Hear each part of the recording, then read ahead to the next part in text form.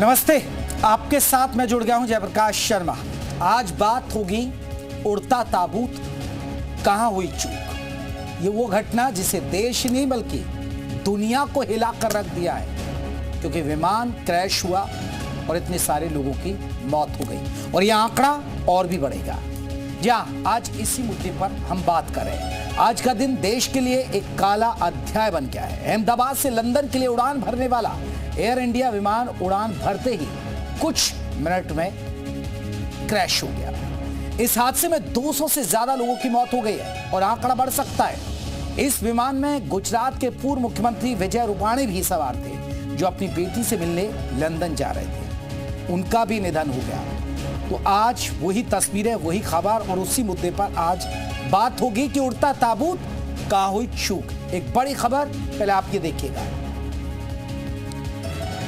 विमान हादसे का पहला सीसीटीवी वीडियो सामने आया है। उड़ान भरने का हादसे की सबसे खौफनाक तस्वीर आप देखिएगा।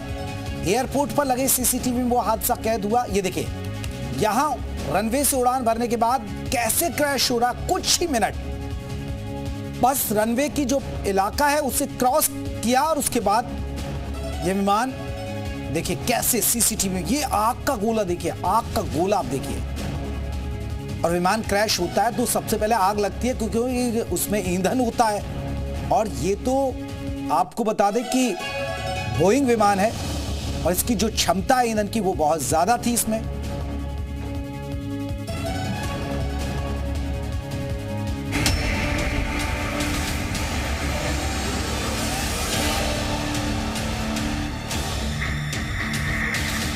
डेढ़ बजे के आसपास एक बड़ा सा ब्लास्ट की आवाज़ आई है।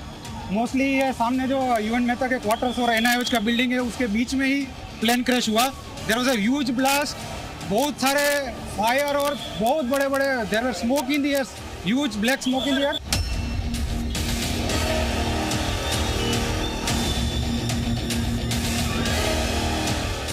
हाँ, फिर वो एरोप्लेन इधर आते हैं लेकिन बहुत नज़दीक से नहीं आता। पहली बार नज़दीक से आते हैं लेकिन अपने टकरा जावे उतने नज़दीक से नहीं। पहली बार बहुत नज़दीक से प्लेन आया।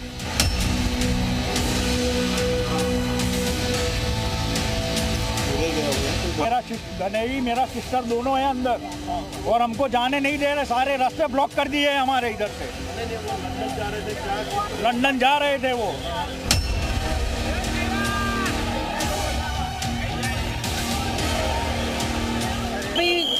पता नहीं, अंदर जाने नहीं दे रहे, तो कुछ अपडेट नहीं आ रही है तो कैसे पता चलेगा। किस तरह से वो लंदन रहते थे कि यहाँ पे इंडिया में रहते थे? लंदन में ही रहते थे। यहाँ की फ्लाइट, हाँ फ्लाइट, और आपको पता चला? हाँ, बड़ौदा से हम अभी आए हैं।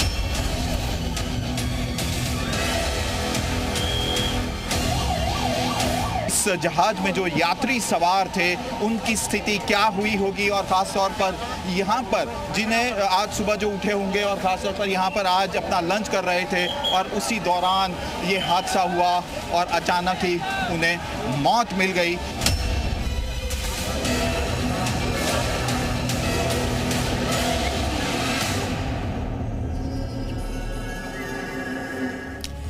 जी हाँ, घटना बता दें, जो दर्शक हो सकता है जिन्होंने अभी टीवी ऑन किया हो, जिसको ये जानकारी हम दे देते हैं। अहमदाबाद से 1:40 पर यह आपको बता दें लंदन के लिए विमान, एयर इंडिया का ये विमान था और ये रवाना होता है। 230 यात्री सवार थे और 12 क्रू मेंबर्स, यानी 242। भारतीय की बात करें तो 169 भारतीय लोग थे। 53 आपको बता दें इसमें ब्रिटिश नागरिक थे। 7 इसमें आपको बता दें पुर्तगाली नागरिक थे। 1 कनाडाई नागरिक था। बाकी पायलट समेत 12 क्रू मेंबर्स थे। ये देखिए उड़ान भरने की तस्वीरें हम आपको बता दें। एयर इंडिया का बड़ा ऐलान, एक बड़ी खबर आ गई है। एयर इंडिया ने कुछ बड़ा ऐलान किया। मृतक के परिजनों को 1 करोड़ का मुआवजा देगी। प्लेन क्रैश में 241 लोगों की मौत हुई है। एक खुशनसीब था एक शख्स जो बच गया है। मृतकों के परिजनों को 1 करोड़ रुपए का मुआवजा देने का ऐलान किया गया है। प्लेन क्रैश में 241 लोगों की मौत हुई थी। सब कुल मिलाकर 242 लोग थे, लेकिन एक खुश नसीब निकला एक शख्स जिनकी जान बच गई।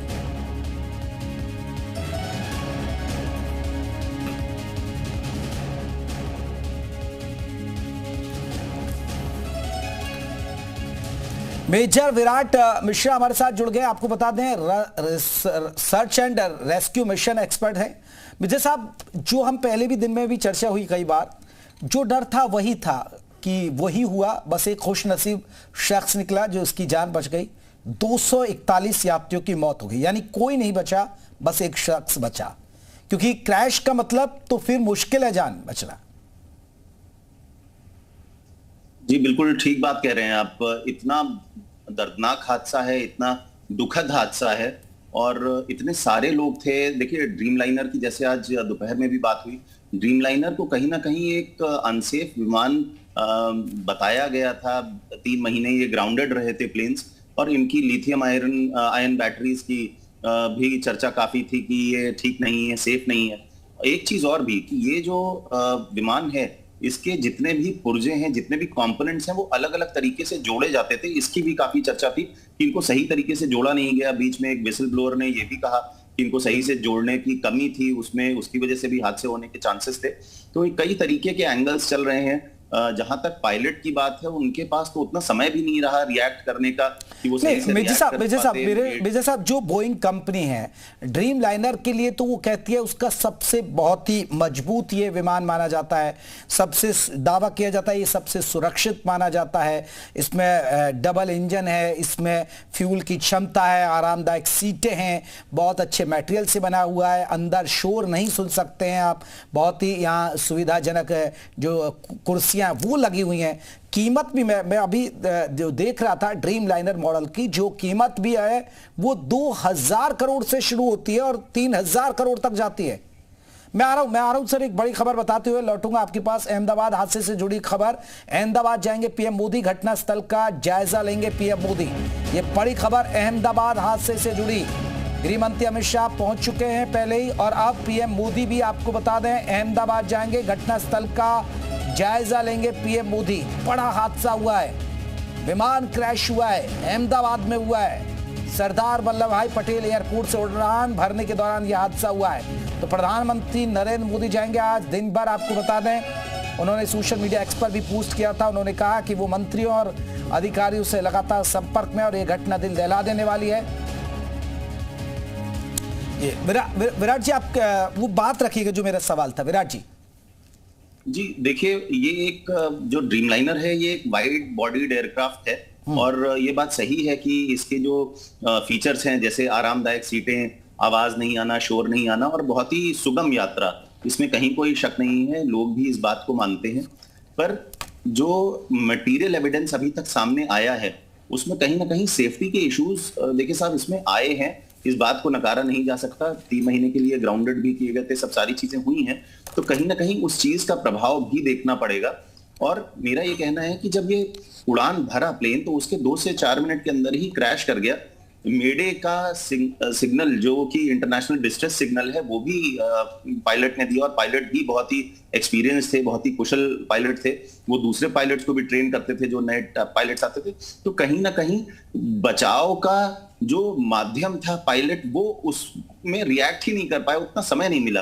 तो कहीं ना कहीं इसमें पायलट की गलती कम और विमान की गलती या विमान की अपनी तकनीकी खामियां मुझे ज्यादा नजर आती हैं। बाकी तो किसी निष्कर्ष पे पहुंचना ठीक नहीं है अभी। बहुत सारी इन्वेस्टिगेशन अभी इसके जो flight data record Subodh Dikshit भी हमारे साथ जुड़ गए, स्क्वाड्रन लीडर है। सुबोध साहब, एक बड़ा महत्वपूर्ण सवाल यही है सुबोध साहब, क्योंकि मेडे की बात की जिक्र की, क्योंकि बताया जा रहा है कि जो पायलट थे उन्होंने मेडे किया, यानी वो एक इमरजेंसी कॉल होती है, आपातकाल स्थिति में वो कॉल की जाती है, या तो तकनीकी खामी या आग लगने या फिर आपका विमान हाईजैक कर लिया है। लेकिन क्या मेडे के बाद कुछ वक्त होता है पायलट पर या एटीसी पर जो एयर ट्रैफिक कंट्रोलर की वो मदद कर सके उस दौरान? देखिए, मैं आपको थोड़ा सा इसके बारे में विस्तार से बताना चाहूंगा तो हमारे दर्शक इसको अच्छे से समझ जाएंगे जी। देखिए, जो मेडे कॉल होती है, खासकर मैं इसी जहाज पे बात करता हूं, ये जहाज ने टेक ऑफ करके 624 फीट की ऊंचाई को पाया। उसके बाद में ये 624 फीट की ऊंचाई लेने के बाद में हमने वीडियो में देखा कि जहाज नॉर्मल तरीके से ग्लाइड करता हुआ जमीन से टकरा गया। ठीक है। तो इसमें सबसे पहला एविडेंस हमें ये मिल रहा है कि यहां पर लॉस ऑफ इंजन पावर हुआ। अब लॉस ऑफ इंजन पावर होने का मतलब है कि जहाज में तकनीकी खराबी थी। अब ये बात आती है कि इस जहाज में इसकी जो फ्लाइट थी वो दिल्ली से लंदन की थी, इसका हॉल्ट अहमदाबाद में था, अहमदाबाद से यात्री इसमें चढ़ते हैं, चढ़ने के बाद में ये टेक ऑफ करता है। और जैसा कि हम सभी जानते हैं, आपने भी फ्लाइट में बैठा होगा, आपने देखा होगा जब आप टैक्सी करते हैं स्टार्टिंग के बाद में, तो जहाज टेक ऑफ से पहले फुल थ्रस्ट देता है इंजन को जी, और वो फुल थ्रस्ट देने के प्रक्रिया के दौरान वो जहाज की पूरी इंजन पावर को चेक करता है, उसके पैरामीटर्स को साथ में बैठा हुआ को पायलट और फ्लाइट इंजीनियर उसको रैटल आउट करते हैं कि इसमें कितना प्रेशर जनरेट हो रहा है, उस समय आरपीएम कितना है, इंजन हीट जनरेट कितनी कर रहा है, हाइड्रोलिक चेक्स कितने हैं। ये सारी चीजें ओके होने के बाद में जहाज टेक ऑफ करता है जी। इस केस में उसने पायलट ने सारे चेक्स लिए, सारे चेक्स करने के बाद केवल 624 फीट की ऊंचाई तक आया और सडनली जहाज को कोई भी लिफ्ट नहीं मिला। लिफ्ट नहीं मिलने का रीजन है कि इंजन जो थ्रस्ट दे रहे हैं आगे बढ़ने के लिए और जो अपोजिट रिलेटिव एयर फ्लो हो रहा है with the body of the aircraft वो रेट नहीं हुआ और लिफ्ट ना मिल पाने की वजह से ये जहाज डाउन हो गया।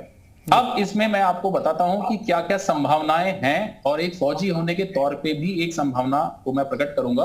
और अभी हाल ही में मैं कई चैनल्स में रहा, वहां पर भी मैंने इस बात को इंगित किया जी। इसमें सबसे पहले तो ये है कि नो डाउट मेंटेनेंस या आप इसको मैकेनिकल मैं सुबोध जी एक सवाल, आपने बहुत अच्छी बात कही कि भाई सारी चेकिंग हुई और ये होता है जब थोड़े से 1 मिनट, बस 1 मिनट का वक्त था और जब सब चीजें चेक हो गई और 1 मिनट में ऐसा अचानक तकनीकी खामी।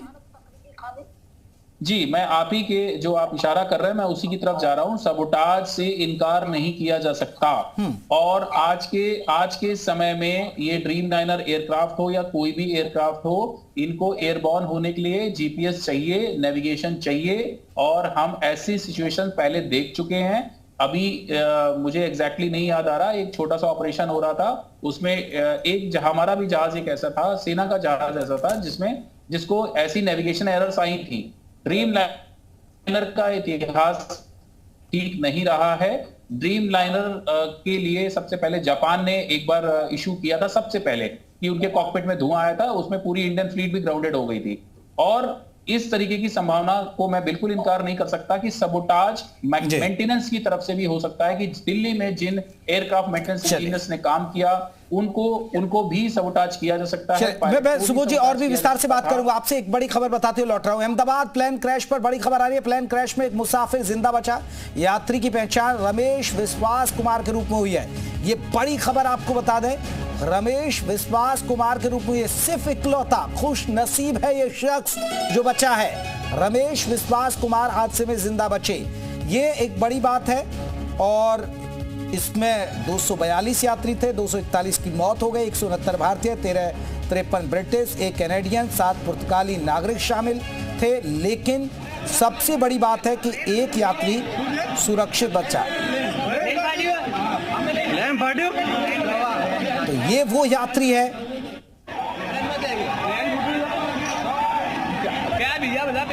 जी।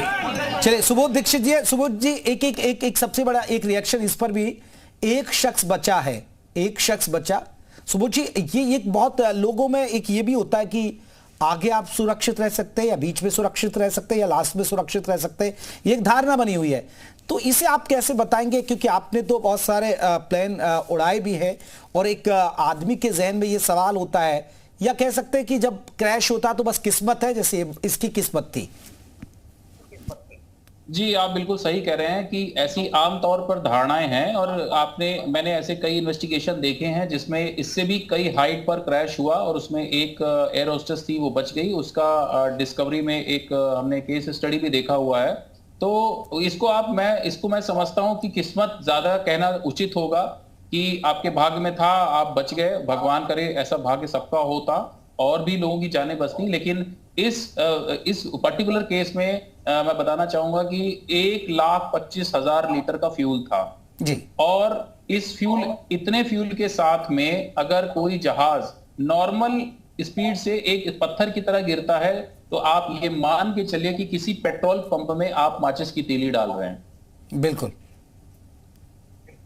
और संभावना बहुत कम होती है। और रही बात आपने जो पूछा कि यात्रियों के मन में धारणा होती है, तो एक कैलकुलेशन है छोटी सी कि हाँ, अगर कोई यात्री जो है जहाज के पिछले हिस्से में बैठा होगा तो उसके अन्य यात्रियों की तुलना में बचने की संभावना ज्यादा होती है। जी जी, ये एक बहुत बड़ी बात है। मैं लौटूंगा आपके पास। जिस तरह आपने भी जिक्र किया कि फ्यूल कितना होता है, क्योंकि करीब अगर अहमदाबाद से लंदन की दूरी माना जा रहा करीब 10 घंटे थी। फ्यूल इसकी क्षमता है, बताया जाता है कि ड्रीम लाइनर के अंदर फ्यूल की क्षमता ज्यादा थी। वही फ्यूल देखे, जो चीजें फायदे के लिए होती है वो नुकसान भी होता है। ज्यादा फ्यूल तो ज्यादा बड़ा धमाका हुआ और ये जान चली गई। चलिए आ रहे हैं, अभी लौटेंगे अपने मेहमान के पास। इस बीच एक बड़ी खबर, हादसे के बाद पूरे देश में शोक की लहर है। आइए अब आपको सुनवाते हादसे के बाद चश्मदीदों ने इसको लेकर क्या कुछ जानकारी दी, सुनिए आप। अहमदाबाद में जो प्लेन क्रैश होने की वारदात सामने आई, एक प्रत्यक्षदर्शी हमारे साथ जुड़े हैं, उसके साथ सीधी बात करेंगे। क्या नाम है आपका? मेरा नाम मितुल है। मितुल जी, कहाँ बैठे थे आप ये प्लेन क्रैश हुआ तब? मैं घर से बाहर निकला, तब घर से बाहर वो दुकान है उधर ही बैठा हुआ था मैं। फिर वो एरोप्लेन इधर आते हैं लेकिन बहुत नजीक से नहीं आता। पहली बार नजीक से आते हैं लेकिन अपने टकरा जावे उतने नजीक से नहीं। पहली बार बहुत नजीक से प्लेन आया और जो 3 मार की बिल्डिंग है उधर डायरेक्ट आके वो पूरी बिल्डिंग उड़ा दी। और इधर जो फैमिली हाउस है उधर जाके भी वो एरोप्लेन टकरा गया है। मतलब एक फ्लैट में हो गए 100 लोग के 100 लोग हो गए एक फ्लैट में। और इधर भी लोग, अभी खाने का टाइम नहीं होता इसलिए कोई स्टूडेंट लोग नहीं थे, थोड़े बहुत स्टूडेंट थे और थोड़े बहुत जो खाना बनाते वो रसोई थे। फिर आपने क्या क्या देखा? कितने लोग बैठे थे? आपने देखा क्या? फिर क्या किया आपने? हाँ, मैंने जैसा कि प्लेन क्रैश हुआ पहले तो वो फूटा तो सब लोग सब पीछे भाग गए। फिर भाग के जैसा जैसा रहा होता फिर आर्मी वाले आए, सब वो फायर ब्रिगेड एम्बुलेंस सब आए और हमने सब बॉडियाँ लेके इकट्ठे करके हमने हेल्प की आगे, बस और कुछ नहीं। तो ये प्रत्यक्षदर्शी थे जिनका बताना है कि ये 3 माला मंजिल थी, जो भी 2 ही माला बचे हैं। एक माल का जो था वो पूरा क्रैश हो गया। इस तरफ रेजिडेंशियल एरिया था जहाँ पे डॉक्टर क्या फैमिली और डॉक्टर रहते थे। ये पूरा अभी ये वाला बिल्डिंग है। कई लोगों की मौत हो चुकी है। अभी से मैं गुजर रहा था बाइक लेके और बाइक में मैंने देखा कि प्लेन वहाँ से गिरता हुआ इधर पर गिर रहा है। जैसे मैंने देखा मैं भी खुद ऐसा हो गया कि मैंने बाइक रखी, फिर भागते भागते लेकर आ। जैसे भागते भागते आ रहा था पूरा धुआं रिश्ता भी पूरा धुआं का था। जैसे मैंने देखा मेरे सामने प्लेन दिखा तो वो माथा इधर गिरा हुआ था। जैसे गिरा देखा सब यहाँ के जो हाउस कीपिंग स्टाफ थे उसमें से थे। और आगे जो बिल्डिंग में डॉक्टर स्टाफ ऊपर खड़े थे, फायर ब्रिगेड की टीम ने उनको बचा लिया। और आधे से लोग उधर मालूम नहीं कितने नहीं। और जो प्लेन के अंदर जो पैसेंजर थे वो उससे एक भी बाहर नहीं निकला। तो चलिए, हमारे साथ 2 खास मेहमान जुड़े हैं, लगातार हम बात कर रहे हैं। हमारे साथ सुबोध जी भी जुड़े हैं, हमारे साथ मेजर विराट भी जुड़े हैं। मैं सुबोध जी एक छोटा सा रिएक्शन, फिर मैं मेजर के तरफ रुख करूंगा। सुबोध जी, मेरा हो सकता है कि आपको लगे कि ये ऐसा सवाल कि ये सोच से परे है। अब जैसे ठीक है, अब जैसे ATC को कॉल किया गया और वहां मदद मांगी गई, क्या पायलट पर उस समय विकल्प होता है कि क्योंकि उड़ान भरे बहुत ज्यादा ऊंचाई पर नहीं था और बहुत रनवे से बस थोड़ी परिधि से ही निकला था, बस क्या कमबैक का कोई रास्ता बचता, वापसी का कोई रास्ता बच सकता था पायलट के दिमाग में? पायलट के दिमाग का मामला था बहुत ही एविएशन में जितनी भी इमरजेंसीज आती हैं उसमें सबसे ज्यादा जो क्रिटिकल फेस ऑफ लैंडिंग होता है, क्रिटिकल फेस ऑफ फ्लाइंग माना जाता है, वो माना जाता है take off and landing. Take off and landing ही 2 फेज ऐसे होते हैं जो सबसे खतरनाक होते हैं। वो क्यों मैं ऐसा कह रहा हूं? क्योंकि आपके सारे चेक्स पूरे हो गए, आपने टेक ऑफ करना चाहा और सामने से एक रनवे क्रॉस कर दिया, एक सामने से डॉग आ गया और या एक सामने से बर्ड निकल गई, तो पायलट को इमरजेंसी एक्शन लेने हैं। क्योंकि आप अपने जहाज को हिट करा लोगे, इमरजेंसी में टेक ऑफ करोगे। तो ये एक ऐसा फेज था टेक ऑफ का जब पायलट भी अलर्ट है, ATC भी अलर्ट है, ATC के नीचे जो इमरजेंसीज हैं वो भी अलर्ट है। और मैं आ रहा हूं मेजर विराट, अगर इसको हम देखें तो कैसे इस तरह के जब हादसे होते हैं तो सेना की तरफ से किस तरह मदद की जा सकती है ऐसी स्थिति में, और कितनी मदद मिली होगी सेना की तरफ से, क्योंकि बहुत सारे सेना के जवानों को भी लगाया गया उस पर? जी देखिए, ऐसी स्थिति में सबसे पहले तो फर्स्ट रिस्पॉन्डर जनरली जो फायर ब्रिगेड्स हैं, क्योंकि ये हादसा वहीं पास में हुआ है, जो रनवे था उसके थोड़ी आगे ही की बात है, तो फर्स्ट रिस्पॉन्डर्स जनरली पुलिस और जो फायर टेंडर्स हैं वो होते हैं, उसके अलावा आसपास के जो लोग हैं वो रेस्क्यू के लिए पहुंचते हैं। पर यहाँ पे एक समझने वाली बात ये भी है कि जो सीन है उसको डिस्टर्ब करना ठीक नहीं होता, क्योंकि बहुत सारे एविडेंसेस लॉस होने का डर रहता है। फिर जो आपके फ्लाइट डेटा रिकॉर्डर्स हैं, जो ये मैं अभी आपकी बात रखिएगा, ये तस्वीरें मैं दिखा दूं। देखिए अंदर की तस्वीरें देखिए, जहां ये मेडिकल कॉलेज था उसके अंदर देखिए पूरा आप देख सकते कैसे तबाह हो गया है। विमान इसी बिल्डिंग पर गिरा था, उसके अंदर की तस्वीरें देखिए। ये तस्वीरें जो दर्शक देख रहे हैं, चारों तरफ मलबा बिखरा हुआ है। जी चलिए, मोहम्मद अली शाह हमारे साथ मेजर साहब जुड़े। मेजर साहब, इस हादसे को लेकर अब सबसे बड़ी बात है कि विमान सुरक्षा को लेकर सवाल उठ रहे हैं, और सबसे बड़ी बात है कि बोइंग कंपनी के इस विमान को लेकर सवाल उठ रहे हैं, या कह सकते हैं कि ये तो तकनीकी खामी है, किसी भी विमान में हो सकती है। देखिए, ये दरअसल एक इंक्वायरी का विषय है, और ये इस पे इंक्वायरी बैठी है और बैठेगी और सब कुछ निकल कर आएगा। अभी हम केवल स्पेकुलेट कर सकते हैं। और चलिए, इस इंसिडेंट से नहीं, अगर मैं आपको अनुमान तौर पे बताऊं, कुछ चंद एक चार कारण बताऊं जिसकी वजह से एयर क्रैशेस हो सकते हैं, जैसे कि पायलट फेलियर, जो कि ह्यूमन एरर कहते हैं उसको, आप तकनीकी खराबी की वजह से बोल दीजिए, आप बोल दिए कि बर्ड हिट, आप तो यहाँ पर ऐसा माना जाता है कि दोनों इंजन काम नहीं कर रहे थे, जो कि बहुत रेयर पॉसिबिलिटी होती है। तो सैबोटाज भी एक वजह होती है, उसको भी हम रूल आउट नहीं कर सकते हैं। अभी फिलहाल कुछ भी रूल आउट किया नहीं जा सकता, क्योंकि इंक्वायरी का विषय है। और इसमें क्योंकि ये बहुत ही घातक, एक बहुत ही गंदा बड़ा हादसा हुआ है, और जिस तरीके से एयर क्रैश हुआ है कि भाई अब बहुत ही दिल रोता है देखकर कि मैं कुछ लिख रहा था अभी कुछ टाइम पहले दिल लगा के, और जब मैं लिख रहा था तो मेरे आंखों से आंसू आ गए थे लिखते लिखते। और देखिए, इसमें क्या है कि अभी हम कितने भी एनालाइज कर दें, लेकिन ये फैक्ट रिमेन्स। मैं आपको सरल भाषा में समझाता हूँ ताकि हर किसी को समझ में आ जाए ये बात जी। देखिए, हम हर कोई जहाज में जाता है, हर कोई जब जाता है तो सीट बेल्ट पहनता है, पहली बात तो। उसके बाद फिर आसपास आजू बाजू में देखता है, हम एयर होस्टेस को सुनते हैं, हम केबिन क्रू को सुनते हैं कि अगर कोई इमरजेंसी हो तो कैसे इसमें कार्रवाई करनी चाहिए, आगे की कार्रवाई क्या होनी चाहिए। तो हम ये इमरजेंसी सुनते हैं। और माफ कीजिएगा, ये कॉल आ रही थी। ठीक है, मैं लौट रहा हूँ। विराट साहब, एक सवाल है। विराट साहब, अब सवाल यह है कि हादसा हो गया, लेकिन कोई ऐसी स्थिति है कि हादसों से बचने के लिए क्या अब कदम उठाने की जरूरत है, खासकर एविएशन की तरफ से, एविएशन कंपनियों की तरफ से? देखिए, बहुत ज्यादा इस पे अभी इन्वेस्टिगेशन हर तरीके से चलेगी। जो हमारा डीजीसीए है, उन्होंने जहां तक इन्वेस्टिगेशन ऑर्डर कर दी होगी, और जो एयरक्राफ्ट इन्वेस्टिगेशन के जो जितने भी घटक हैं वो इस समय हरकत में आ चुके होंगे। इनके जो CDRs हैं, जो फ्लाइट डेटा रिकॉर्डर है, जो इनका ब्लैक बॉक्स है, उसको निकालने का प्रयास चल रहा होगा, हो सकता है निकाल भी लिया हो, और उनकी स्टडी होगी। उसके बाद जो आपका ATC है, उनके लॉग्स चेक करे जाएंगे, क्या बात हुई थी, क्या कम्युनिकेशन हुआ था, संपर्क किस तरीके से साधा गया था ATC और पायलट के बीच में। उसके अलावा मेंटेनेंस वाले जो लॉग्स हैं कि एयरक्राफ्ट की तैयारी कैसी थी, किसने चेक किया। बिल्कुल, और देखिए ये एक बड़ी बात है। देखिए कितना दर्दनाक हादसा हुआ है। इसमें हम दर्शकों की तस्वीर देखिए, लोग खाना खा रहे थे, उनका थाली में खाना पड़ा हुआ है, आप देख सकते हैं, ये खाना रह गया।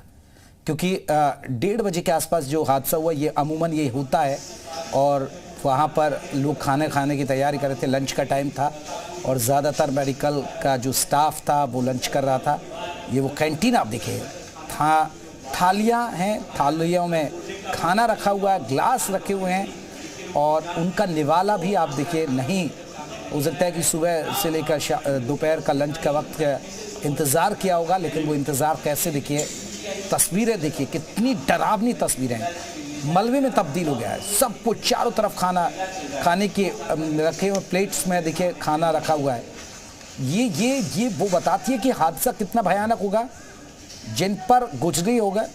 और मेरठ ये तस्वीर अपने आप में बयां करने के लिए कि अंदर की तस्वीर ये बयां कर रही है आप देख सकते हैं तस्वीरों में। विराट साहब जी, आप अपनी बात जारी रख सकते जी। इसके अलावा आप देखेंगे कि यहाँ पे फॉरेंसिक एविडेंस जो है वो सारा कलेक्शन का काम शुरू हो गया होगा।